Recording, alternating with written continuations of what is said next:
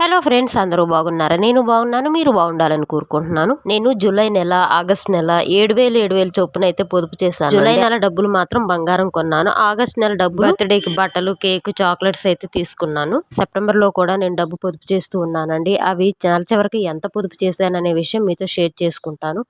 కానీ ఈసారి నుంచి పొదుపు చేసే డబ్బు మాత్రం నేను ప్రతి నెల మ్యూచువల్ ఫండ్స్ లో అయితే ఇన్వెస్ట్మెంట్ చేస్తాను. ఒక 10 ఇయర్స్ వరకు నేను ఇన్వెస్ట్ చేయాలనుకుంటున్నానండి.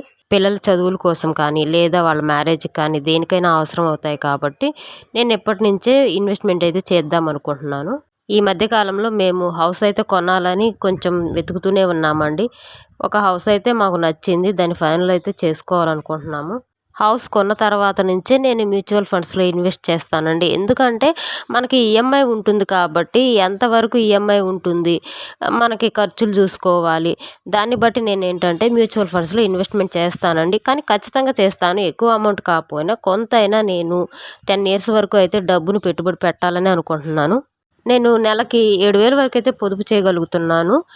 అంతకుముందు మాత్రం ఒక 3,000 అయితే పొదుపు చేసేదానండి. ఎందుకంటే దానికి కారణం ఉంది.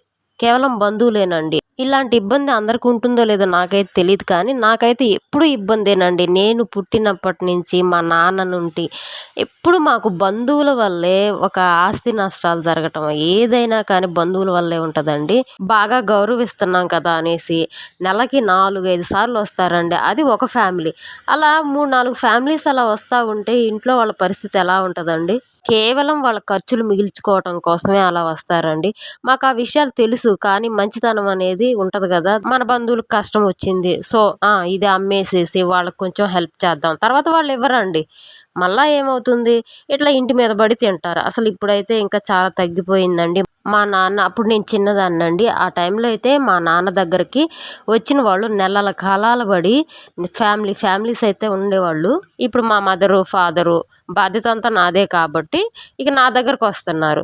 కానీ నెలలు ఉండరు, కానీ వారం వారం ఫ్యామిలీ అండి. ఒక 10 మెంబర్స్, ఒక 5 మెంబర్స్ అట్లా ఫ్యామిలీ దిగిపోతారు. ఉండి ఒక వారం ఉండేసి వాళ్ళ ఖర్చులన్నీ బాగా తగ్గించేసుకొని ప్రశాంతంగా వెళ్ళిపోతారండి. వాళ్ళ పనులు వాళ్ళు చూసుకొని. ఒక 2 ఇయర్స్ నుంచి మాత్రం వాళ్ళకి కొంచెం అర్థమయ్యేలాగా నేను బిహేవ్ చేస్తున్నానండి. అలా బిహేవ్ చేయకపోతే వాళ్ళకి అర్థం కావట్లేదు. అర్థమైనా కానీ అర్థం కానట్టే ఉంటారు. ఏముందిలే, మనని మొఖాన్ని ఏమి అనట్లేదు కదా, మనం ఇంటి మీద పడి తినేసేద్దాంలే, మన అవసరాలు మనం గడుపుకొని వెళ్దాంలే, ఇంక ఇదే ఆలోచనలో ఉంటారు. అయినా వదలరండి. ఒక 2 డేస్ అయినా ఉండిపోవాలి.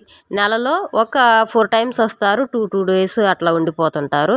అలా జరుగుతుందండి. అయితే 3 మంత్స్ బ్యాక్ నుంచి నేనేం చేశానంటే, మేము ఇల్లు వెతుక్కుంటున్నాం, ఇంట్లో ఉండకపోవచ్చు మీరు వచ్చినా, అలా చెప్పున్నానండి. అందువల్ల నేను జూలై నెలలో 7,000 పొదుపు చేశాను, ఆగస్టులో 7,000 పొదుపు చేశాను, సెప్టెంబర్లో అయితే దగ్గరగా 10 దాకా పొదుపు చేయగలను అని అనుకుంటున్నానండి. బంధువుల గురించి నిజాలు చెప్పుకుందామండి. అయితే ఆ బంధువులు మనం బాగుంటే మాత్రం మన ఇంటి మీద పడి తినాలి, ఎట్లయినా సరే మనం ఇబ్బంది పడాలి, అదే ఆలోచిస్తారండి. ఒకవేళ మనం బాధల్లో ఉంటే అయ్యో పాపం అని బాధపడతారు, కానీ మనసులో చాలా సంతోషిస్తారు. కాబట్టి బంధువుల్ని అస్సలు నమ్మకూడదండి. వాళ్ళని ఎంతవరకు చూడాలి, ఎలా చూడాలి అనేది మన చేతుల్లోనే ఉంటుంది. ఈ బంధువులు చేసే పనుల గురించి అయితే నేను ఒక ఎగ్జాంపుల్ అయితే మీకు చెప్తానండి. మా బంధువేనండి, చెప్తున్నాను కదా నెలకు 4-5 సార్లు తిరుగుతూ ఉంటారని. వాళ్ళ గురించేనండి. వాళ్ళు ఒకసారి ఏదో పనుండి వచ్చి ఏమన్నారంటే, మా మనవడిది పుట్టినరోజు ఉంది, చెయ్యాలి అని ఏదో అట్లా మాట వరుసగా అని అన్నారు. సరే చేసుకోండి అది ఇది అని మేము అన్నాము. ఇంక అంతే అయిపోయిందండి. పుట్టినరోజు టయానికి ఏం చేశారంటే, ఏదో పని ఉన్నట్టు మా ఊరు వచ్చారు.